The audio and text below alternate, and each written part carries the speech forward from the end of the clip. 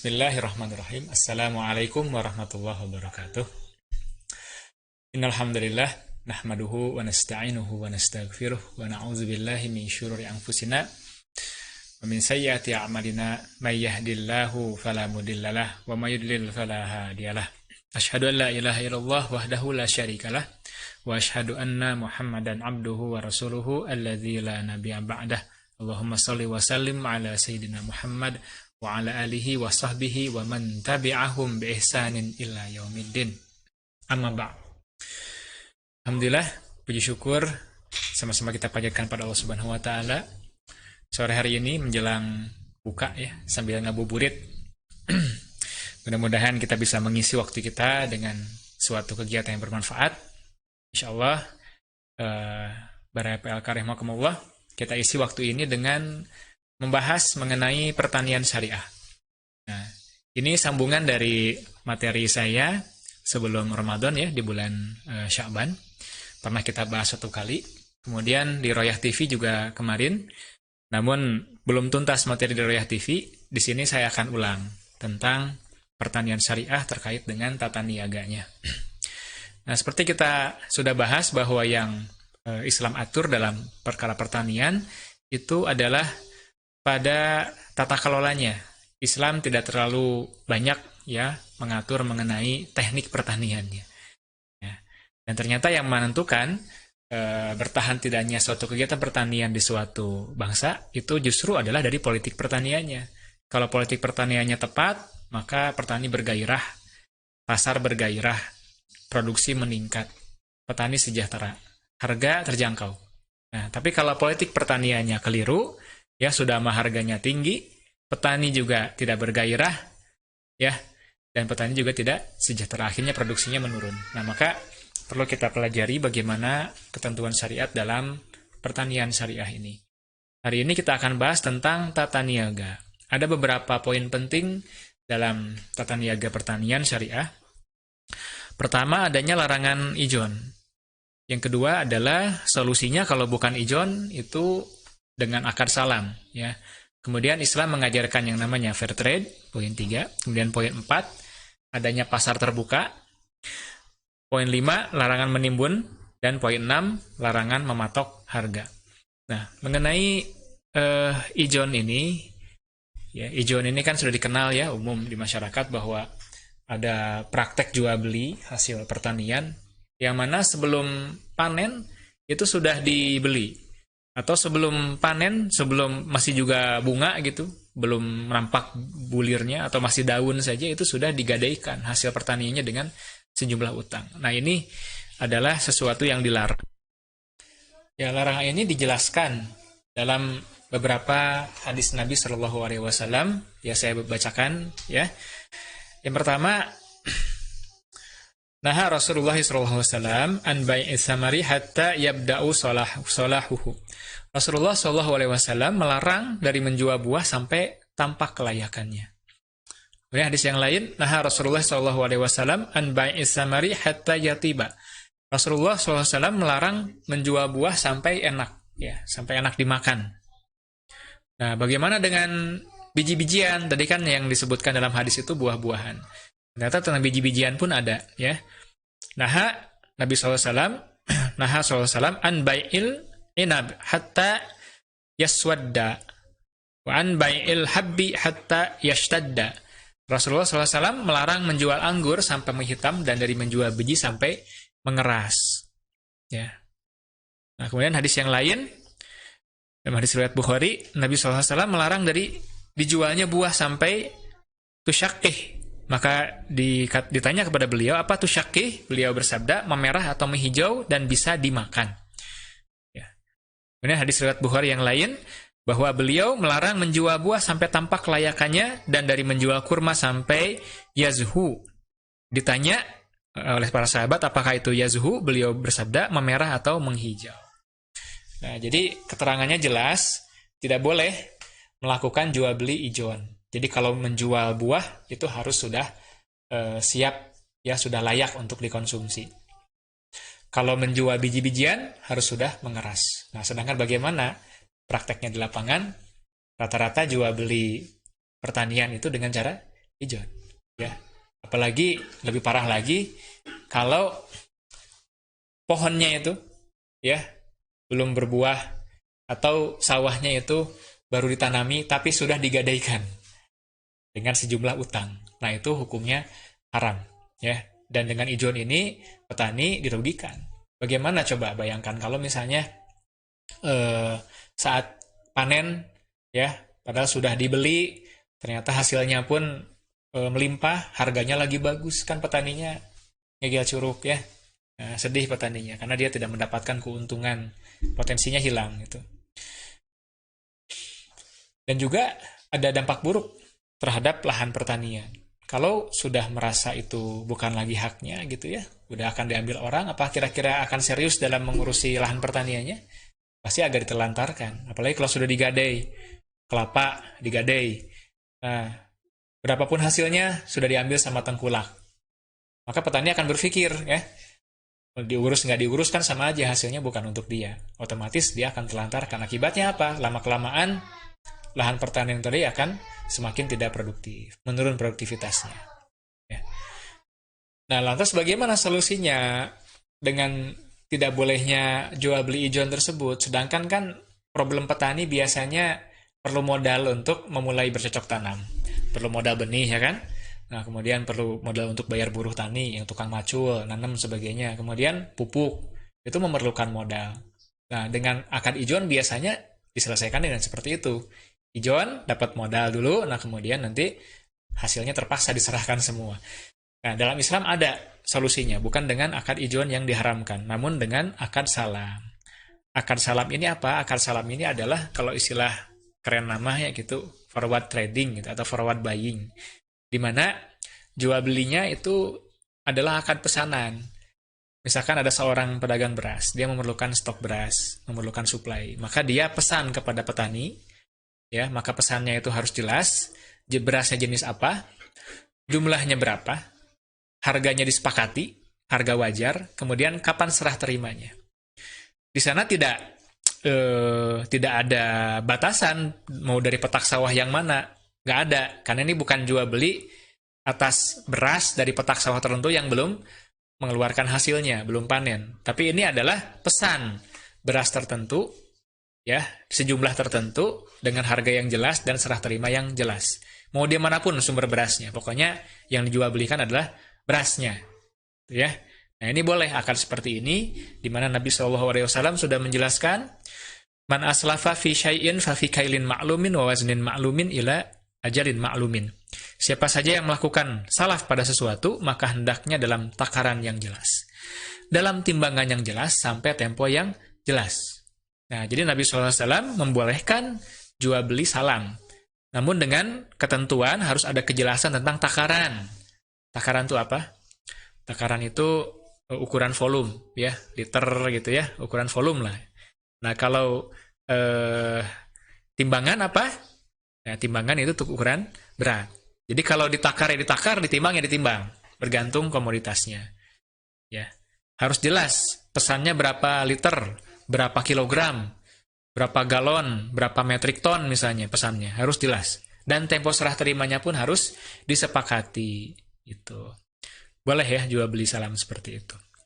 Nah, kemudian hadis riwayat Bukhari. Kami mensalaf, ini para sahabat berkata, kami mensalaf hasil tumbuhan penduduk Syam pada gandum, barley, dan zaitun, minyak zaitun, dalam takaran yang jelas sampai tempo yang jelas. Ya, kemudian aku Ya, seorang sahabat bertanya kepada orang yang memiliki pohonnya. Nah, dijawab oleh seorang sahabat bernama Abdullah, kami tidak menanyakan hal itu. Sedangkan Abdurrahman ibnu Azza berkata, para sahabat Nabi SAW melakukan salaf pada masa Nabi, dan kami tidak menanyakan apakah mereka memiliki kebun atau tidak. Nah, jadi para sahabat biasa memesan komoditas pertanian kepada penduduk Syam. Pesannya tuh bentuknya gandum ya, barley, dan zaitun, minyak zaitun. Itu dijelaskan itu jumlahnya berapa ya, takaran ya, timbangannya berapa sampai tempo yang jelas, dan tidak pernah bertanya apakah mereka punya pohonnya atau punya kebunnya, enggak ya, karena ini bukan ijon, bukan membeli barang buah yang belum keluar dari pohon tertentu. Nah, itu enggak boleh ya. Nah, solusinya dari tidak bolehnya jual beli ijon adalah dengan akad salam gitu ya. Jadi ijon mah nggak boleh. Kalau mau jual buah yang masih di pohon, silahkan, asal sudah matang. Ditebas istilah namanya, diborongkeun. Ada alpukat nih, alpukat. Biasanya alpukat dijual ketika sudah matang siap makan. Enggak ya. Nah, menjelang mau matang gitu, dijual. Biasanya ditebas satu pohon. Asal sudah layak untuk dipanen dan sudah bisa disiapkan untuk dimakan. Boleh. Atau misalkan menjual menjual jagung. Jagung yang sudah siap panen di satu petak lahan dengan luas tertentu, bisa dilihat kerapatan tumbuhannya, bisa dilihat contoh bonggol jagungnya, dapat petani temerenan males panen gitu ya, udahlah jual ke pemborong. Nih sudah matang, sudah siap panen, luas tanah sekian, kerapatannya sekian, ya satu pohonnya berapa tongkol, ambil aja sampelnya. Oh, segini ya, oke lah, ditebak sekian. Deal, langsung panen. Tuh. Nah, kalau gitu boleh. Tapi kan masyarakat kita nggak begitu, masih daun, daun keneh dijual. Hasilnya berapa? Nggak tahu. Nah, itu haram. Gorornya untung-untungan. Biasanya juga yang mau beli kan apa? Ditekan. Karena petaninya butuh uang, tahu gitu ya. Didedetkeun dengan harga yang semurah mungkin dan asumsi panen yang seminim mungkin. Betul nggak seperti itu? Iya kan? Nah, kalau begitu kapan dong petani bisa sejahtera? Gitu ya. Nah, kemudian yang ketiga, Islam itu mengajarkan fair trade. Fair trade. Nah, kalau di Eropa lagi rame komoditas pertanian, kalau dijual harus fair trade. Fair trade, fair trade. Fair trade itu apa? Jual beli yang adil gitu katanya. Yang adil itu gimana?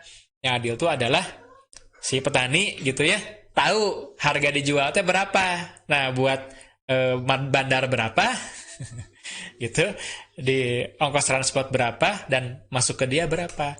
Nah, ketika dia bandingkan antara uang yang dia dapat dengan yang didapat oleh bandar gitu kan, nah kalau dirasa adil, oke, jalan. Itulah namanya fair trade. Ini sudah diselesaikan oleh syariat Islam sejak 13 abad yang lalu, 14 abad yang lalu, karena ada keterangannya, ada ketentuannya. Yakni apa? Ya, ini hadis riwayat Bukhari. Naha Nabiyyu sallallahu alaihi wasallam an talaqqi wa ayyabi'a hadirun libadin. Nabi sallallahu alaihi wasallam melarang mencegat kafilah dagang sebelum sampai ke pasar, dan juga melarang orang-orang kota menjual kepada orang desa. Ya. Hadis dari riwayat An-Nasa'i, Ibnu Tawus dari ayahnya dari Ibnu Abbas berkata, Rasulullah Shallallahu Alaihi Wasallam melarang menyambut orang yang membawa dagangan sebelum masuk pasar dan orang yang tinggal di kota menjualkan barang untuk orang yang tinggal di pelosok. Saya berkata kepada Ibnu Abbas, apa maksud perkataan orang yang tinggal di kota untuk orang yang tinggal di pelosok? Ia berkata tidak boleh menjadi calo untuknya. Nah, jadi Nabi melarang, pertama ya, orang kota berjual beli dengan orang desa. Kenapa? Karena orang desa tahu harga nggak? Seringkali orang desa polos. Ketika harga di kota itu naik atau mau naik, orang desa nggak tahu. Ya, waktu cengek sekilo 100.000 saja, ada orang yang datang ke desa nyari cengek gitu ya. Itu bahkan dikasihkan sama yang punya cengeknya, ambil aja cep kalau perlu. Padahal di kota lagi mahal, itu nggak tahu di kota sedang mahal si yang punya tangkal cengek nanti.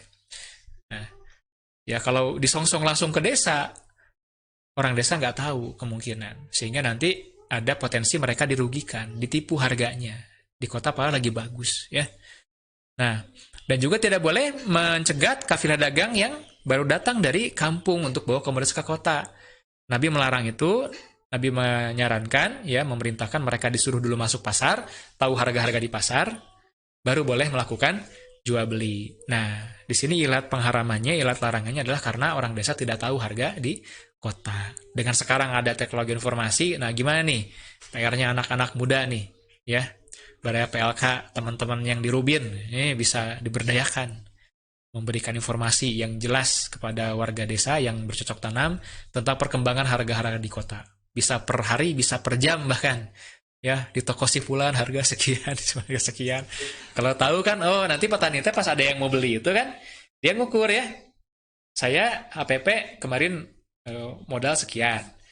Nah, harga di pasar sekian. Nah, kira-kira kalau si bandar nanti itu ngambil untung sekian sama transport segala macam. Nah, segini pasnya saya nggak zolim juga nggak dirugikan, gitu ya. Adil kan akhirnya.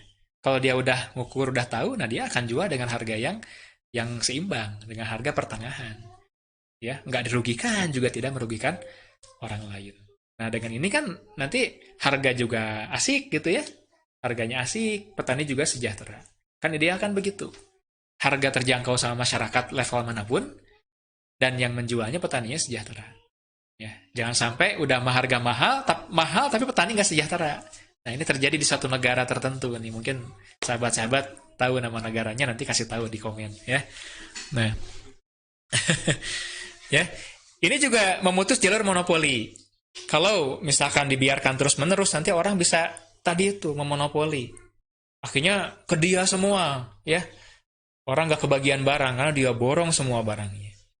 Dan eksploitasi tentunya kepada warga dusun yang tidak tahu harga. Akhirnya bergantung dan nggak bisa menjual kepada siapa-siapa lagi. Ya. Harga lain lebih bagus tapi dia nggak kuasa, nggak lagi bisa menjual karena sudah dimonopoli jalurnya, ya. Itu nggak boleh seperti itu. Itu yang ketiga ya. Berikutnya yang keempat. Nah, tadi ya petani juga dikasih tahu harga. Yang keempat, Islam mengadopsi sistem pasar terbuka. Kalau pasar terbuka, apa bedanya dengan pasar tertutup? Nah, kalau pasar tertutup itu ya, pasarnya pertama cirinya adalah dimiliki oleh orang tertentu. Ada yang punya, dimiliki oleh orang tertentu. Yang kedua, untuk masuk nggak boleh kecuali dengan izin orang yang pegang. Yang ketiga, ya, biasanya ada tarif sewa. Ada tarif sewa. Itu ya. Nah, itu pasar tertutup. Kalau pasar terbuka, ciri-cirinya adalah tempatnya itu adalah milik umum. Jadi orang boleh masuk. Gitu ya. Nah, tidak perlu izin dan tidak perlu ada uang sewa. Nah, itulah pasar yang terbuka. Kira-kira kalau di Indonesia, yang terjadi di semua pasar, itu sistem pasar apa? Terbuka atau tertutup? Nah, bisa dijawab sendiri ya. Nah, kalau Nabi mengajarkan pasar terbuka. Setelah membangun Masjid Nabawi, Nabi langsung membangun pasar. Yaitu namanya As-Suq Ansor, ya, pasar Ansor. Atau disebut dengan pasar Madinah. Tempatnya itu berdekatan dengan Masjid Nabawi. Seperti itu. Dan pasar itu dibangun di atas tanah wakaf. Kemudian aturannya pun mengikuti aturan tentang lapak di masjid. Nah, kalau di masjid gimana? Orang yang datang pertama, boleh milih tempat nggak? Boleh. Boleh nggak dia diusir? Dia datang pertama, duduk di saf pertama, terus diusir. Boleh nggak? Nggak boleh. Nah, pasar juga sama sistemnya seperti itu. Orang yang datang duluan, boleh milih dia mau jualan di mana, ya, sampai barang jualannya itu habis, atau dia sudah merasa cukup, baru boleh dia keluar. Nggak boleh dipaksa untuk keluar. Ya, nanti berikan kesempatan kepada pedagang yang lain yang ngantri mau masuk. Nah, itulah pasar terbuka. Bahkan tidak ada sewa, nggak kena pajak. Gitu ya. Nah, gimana pengaturannya? Cukup ada surtoh saja, ada hisbah. Namanya kode hisbah. Petugas negara yang keliling di situ mengawasi transaksi perdagangan, jangan sampai ada kecurangan, pengurangan timbangan, ada riba, ada kezoliman segala macam. Ya, jadi pasarnya terbuka, orang bebas, tapi harus taat kepada aturan. Nggak ada sewa, nggak ada batasan lapak, ya. Jadi nggak dibikin kios-kios dibangun gitu pasar tuh, enggak. Lapang saja. Lapang, ada fasilitas mungkin jongko-jongko, tapi itu umum, siapapun boleh, nggak dicirian, ini lapak saya. Ya, besoknya mau jualan ditempatin orang karena dia terlambat, dia protes, nggak bisa. Ya, dulu-duluan. Gitu. Nah, itu konsep pasar terbuka dalam Islam ya. Terbuka, orang bisa besar peluang masuk ke sana, dan yang mengamankannya aparat negara, betul-betul mengawasi setiap harinya dari mulai buka sampai tutup, diawasi transaksinya. Kalau sekarang bagaimana kita lihat yang terjadi di masyarakat kita, terbuka apa tertutup? Tertutup ya. Kenapa? Mau masuk harus sewa lapak gitu ya. Yang jaga pasarnya siapa? Aparat atau preman? Ya, justru yang jaganya preman. Nah, ini yang mempersulit perdagangan. Bayangkan kalau pasarnya konsepnya pasar terbuka, petani itu bisa datang langsung ke pasar, ya, mengetahui harga terbaik, kemudian baru dia menjual komoditas hasil pertaniannya. Kemudian yang beli juga nggak boleh langsung ngejar ke desa, harusnya ke pasar, ketemunya di pasar. Jadi di situ harganya adil, ya. Nah, jadi harganya pertengahan, ya, petani dapat untung, bandar untung, pembeli juga dapat harga yang terbaik. Nah, itulah keistimewaan kalau pasarnya pasar terbuka. Selanjutnya, berarti yang keberapa tadi tuh? Pertama adalah nggak boleh ijon, kedua solusinya adalah salam, terus tidak boleh harus fair trade ya, karena petani tahu harga. Kemudian pasar terbuka. Nah, sekarang yang kelima, larangan menimbun barang. Nah, ini suatu perbuatan yang nista dan berdosa. Perbuatan menimbun barang-barang kebutuhan pokok yang vital yang dibutuhkan masyarakat dengan tujuan mengeksploitasi kebutuhan tersebut untuk memperkaya diri sendiri. Dalam hadis riwayat Muslim, Nabi berkata, La yahtakiru illa khati'un. La yahtakiru illa khati'un. Nabi berkata, tidaklah seseorang melakukan penimbunan melainkan dia, si pelakunya itu adalah seorang pendosa. Seorang tukang bikin dosa. Nah, ini orang nggak bener nih, orang-orang yang punya mental tukang nimbun barang-barang kebutuhan pokok. Beras lagi langka, sengaja ditimbun, dibikin langka, nanti dia jual dengan harga tinggi agar bisa dia dia monopoli harganya. Kemudian masker kemarin tuh, masker sampai MUI keluarkan fatwa haram menimbun masker. Kenapa? Saat itu masker sedang jadi kebutuhan vital masyarakat, ini ditimbun, ya. Nah, itu orangnya berdosa atau melakukan penimbunan dengan tujuan apa? Untuk mengeksploitasi kebutuhan vital masyarakat. Ya, jadi nggak boleh ini hukumnya menimbun barang kebutuhan pokok. Ada nggak pelakunya? Ya, kalau ada nanti kelihatan harga di pasar tuh nggak stabil ya. Stok barang hilang, kemudian nanti langka, udah harga tinggi baru dilepas gitu. Akhirnya nggak ada pilihan, masyarakat harus beli dengan harga yang sangat tinggi. Ya. Nah, hadis yang lain, riwayat Ahmad dan Hakim. Barang siapa menimbun makanan selama 40 hari, ia akan lepas dari tanggungan Allah. Ini ya, maksudnya menimbun makanan ini dengan tujuan tadi untuk memanipulasi harga. Itu untuk memonopoli pasar. Ya, dia akan terlepas dari tanggungan Allah. Allah pun cuci tangan dari perbuatannya. Dan penduduk negeri mana saja yang pada pagi hari di tengah-tengah mereka ada orang yang kelaparan, sungguh perlindungan Allah Ta'ala telah terlepas dari mereka. Nah, di satu negeri yang mana ada orang kelaparan di sana, Allah itu menarik perlindungan dari negara tersebut. Nah, jadi yang namanya kalau ada orang kelaparan itu bukan kesalahan 1-2 orang, ini jadi dosa kolektif, ini tanggung oleh semua anggota masyarakat tersebut.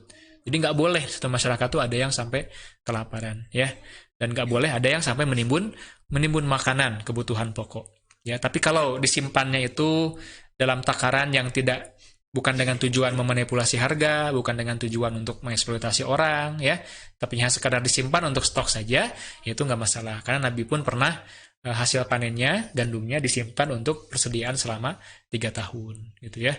Nah, tapi kan beda ya antara yang menimbun sengaja untuk mempengaruhi pasar, pasti ditimbunnya juga dalam kapasitas yang sangat besar, kuantitasnya besar.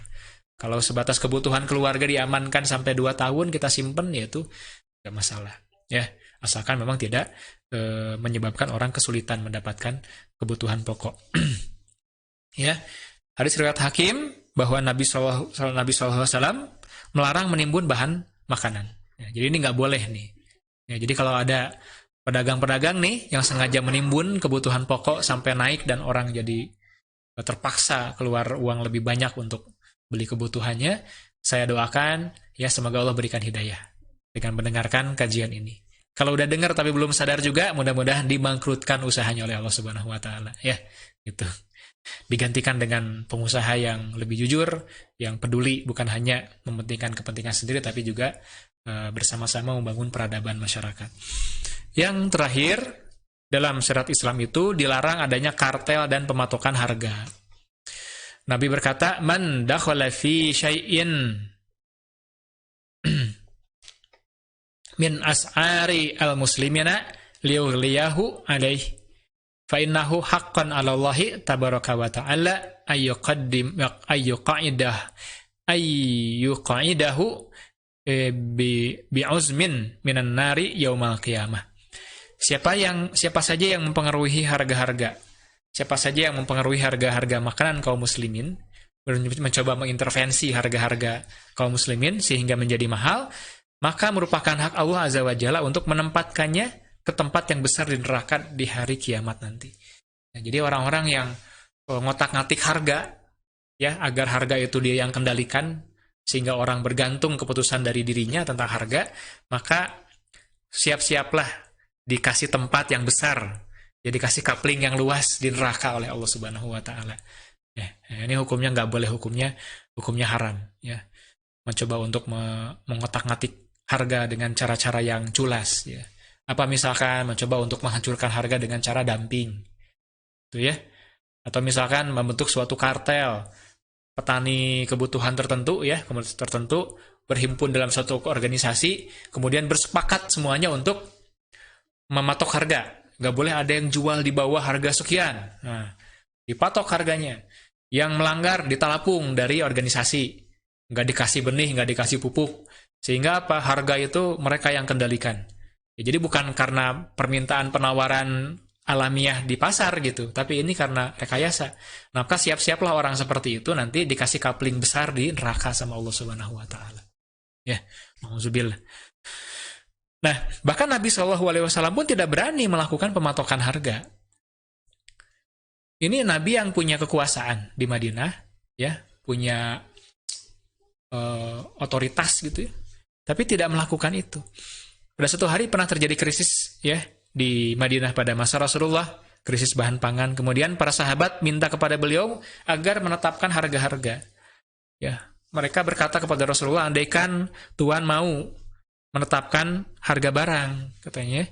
Nah, beliau menjawab, sesungguhnya Allah zat yang maha mengendalikan, maha memberi, ya, maha memberi rezeki, yang maha menentukan harga. Sesungguhnya tiada satu pengharapan pun jika Allah Subhanahu wa Ta'ala sudah mentakdirkan, maka jangan ada seorang pun yang memintaku untuk melakukan sesuatu kezaliman yang aku perbuat atas diri seseorang terhadap darah dan juga hartanya.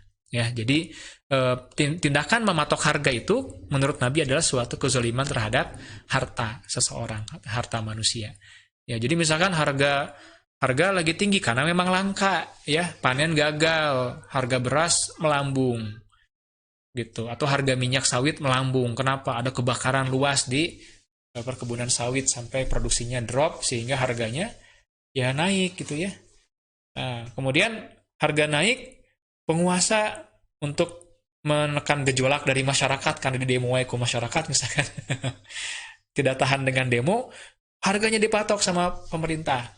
Nah, sawit minyak goreng 1 liternya misalkan karena lagi mahal 30.000 harus dijual 1 liternya berapa? Harga biasa. Harga sekarang berapa sih? 12.000 ya? Udah belanja, ibu-ibu yang belanja sedikit-sedikit kan. Harga biasa 12.000, bencana pengusaha mau jualnya di 25 karena lagi repot. Ditekan sama penguasa, harus tetap dijual 12.000. Tuh karunya gak ngerapakan pengusaha. Akhirnya apa? Satu-satu pabrik sawit bangkrut. Satu-satu perkebunan sawit tutup, ya. Nah, akibatnya ya fatal nanti. Malah berhenti sama sekali itu produksinya. Ya, itu kezoliman yang dilakukan oleh penguasa. Nggak boleh. Jadi mematok harga apakah dengan politik kartel, ya atau dengan dumping atau dengan cara menggunakan kekuasaan untuk menekan, untuk membatasi harga, ya, itu dilarang dalam syariat Islam. Jadi kalau mau menstabilkan harga, maka caranya bukan seperti itu, ya. Pertama lihat dulu produksinya bermasalah enggak. Kalau bermasalah ya berarti harus didongkrak produksinya. Tuh. Terus kalau dilihat lagi misalkan ada yang menimbun, makanya harga tinggi, maka babat para pelaku penimbunan, gitu ya. Terus kalau misalkan harga tinggi karena kartel, ya berarti babat kartelnya. Bukan lantas dipatok harganya atau karunya. Petani ya, kasihan masyarakat. Ya, nah itu diantaranya ada 7 ketentuan dalam Islam mengenai tata niaga pertanian. Ya ini tata niaga hasil pertanian ya. Ya ini kalau kita terapkan insya Allah akan memperbaiki kondisi dunia pertanian kita. Ya, dan akan membawa kesejahteraan kepada semua anggota masyarakat. Demikian kajian jelang buka puasa kita pada sore hari ini. Semoga bermanfaat. Mohon maaf jika ada kesalahan. Assalamualaikum warahmatullahi wabarakatuh.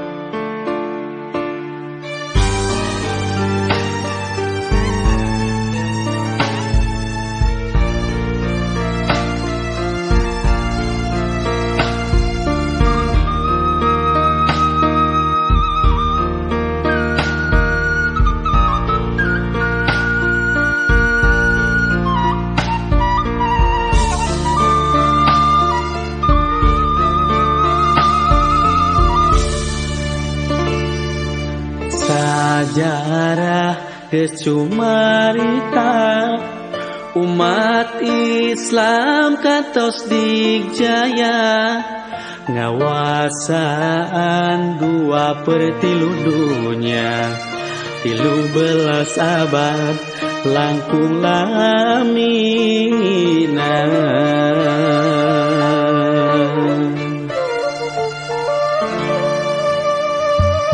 nyong colana generasi baheula nu mawarobahna peradaban manusia wibawa umat nu mawa komara ngagimirkeun musuh nu rek ngaruksak nagara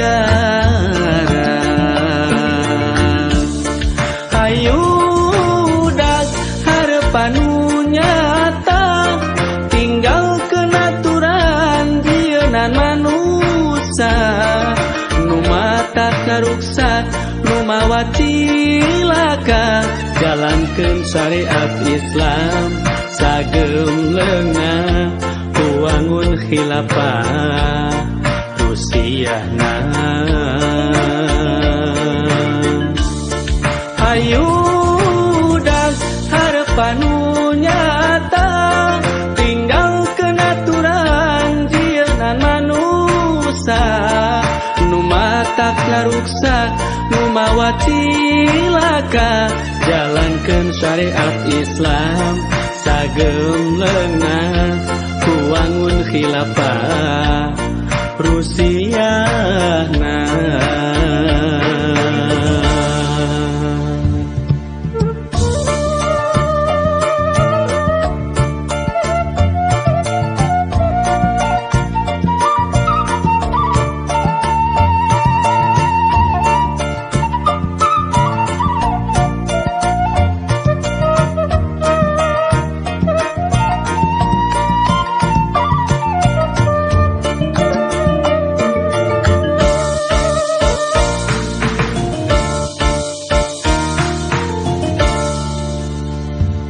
nyong colana generasi baheula nu mawarobahna peradaban manusia wibawa umat nu mawa komara ngagimirkeun musuh nu rek ngaruksak nagara hayu dak harapan nu nyata tinggal kenaturan jieunna manusia nu mata karuksak nu mawa cilaka jalankeun syariat Islam sagem leungna wangun khilafah Rusiana hayu dak harapan nu nyata tinggal kenaturan jieunna manusia nu mata ngaruksak nu mawa cilaka jalankeun syariat Islam sagem leungna tuangun khilafah Rusiana.